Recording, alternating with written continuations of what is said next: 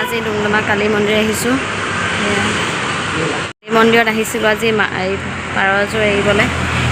সেয়া পাৰযোৰ এইযোৰ কলা পাৰ দান দিবলৈ আহিছিলোঁ। এয়া বেটা কাঞ্চৰা কালী মন্দিৰটো। বেটাই পাৰকেইটাক খাবলৈ বুট দাইল দিছে। নাই খোৱা হ'ব ঘৰলৈ গৈ আছোঁ।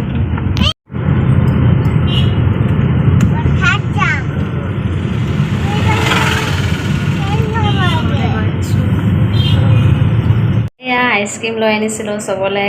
এয়া চবে এতিয়া আইচক্ৰীম খাম। এয়া পোৱালি পাৰ্টি চবে আইচক্ৰীম খাইছে। হাই কৈ দিয়া। এফালে চোৱা আকৌ। এয়া চবে আইচক্ৰীম খোৱাত বিজি।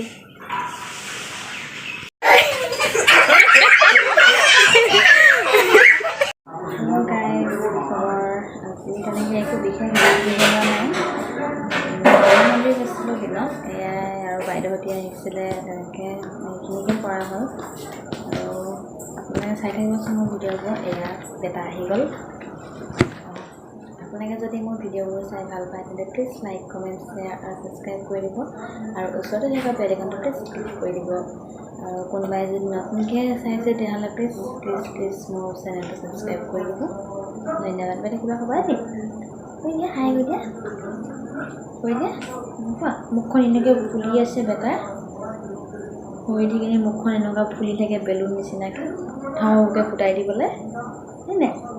আমাৰ বেটু মুখখন এনেকৈ ফুলি থাকে। এয়া বেটা কচুকুটি আৰম্ভ হৈ গ'ল। ধন্যবাদ। বৰলীয়া মাছ শুকুৱাই থৈছোঁ শুকতি মাছ বনাবলৈ। কেনেকৈ শুকতি বনাই মই দেখাম বাৰু। আজি আনিছিলোঁ দেউতাই। এয়া শুকুৱাই থোৱা হৈছে। কাইলৈ পিচিম, দেখাম বাৰু আপোনালোক। মই শুকতি মাছ বনাম বুলি ভাবিছোঁ। এয়া বৰলীয়া মাছ, এইখিনি মই শুকাই থোৱা আছিলে। এইখিনি এতিয়া মই কেনেকৈ শুকতি গুড়ি কৰোঁ আপোনালোকক চাই থাকক। মই এনেদৰে মাছখিনি ল'লোঁ। এতিয়া মই মিক্সিত এনেকৈ ভৰাম মাছখিনি। এয়া মাছখিনি মই মিক্সি জাৰত ভৰাই লৈছোঁ। এতিয়া মই গুড়ি কৰি দিম। চাওক, মই শুকতি মাছ ৰেডি হৈ গ'ল। চিম্পুলকৈ খানা বনাই থৈছোঁ। ভাগৰ লাগিছে কাৰণ দিনৰে দাইল আছিলে, দাইল থৈ দিছোঁ। আৰু এয়া পটল ফ্ৰাই কৰিছোঁ। আৰু এয়া শুকতি লৈছোঁ। শুকতিখিনি মই পানী অলপ দি নিমখ হালধি দি গুলি লৈছোঁ।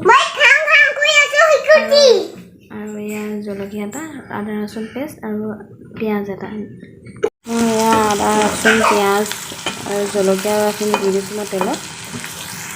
এতিয়া মই শুকতিখিনি ইয়াত দি দিলোঁ, পানীত তিয়াই থোৱা শুকতিখিনি। এতিয়া এনেদৰে লৰাই থাকিব লাগিব। জলকীয়াটো আপোনালোকে ভাঙিও দিব পাৰে আৰু জলকীয়া বেছিও দিব পাৰে আপোনালোকৰ সোৱাদ অনুসৰি। এয়া চাওক, মোৰ শুকতিখিনি ৰেডি হৈ গ'ল। চাওকচোন কিমান ধুনীয়া হৈছে। আপোনালোকেও এনেদৰে বনাই খাই চাবচোন শুকতি। এইখিনি আমাৰ ঘৰত বনোৱা শুকতি হয়। মই কেনেকৈ বনাই আপোনালোকক দেখাম বাৰু এইটো।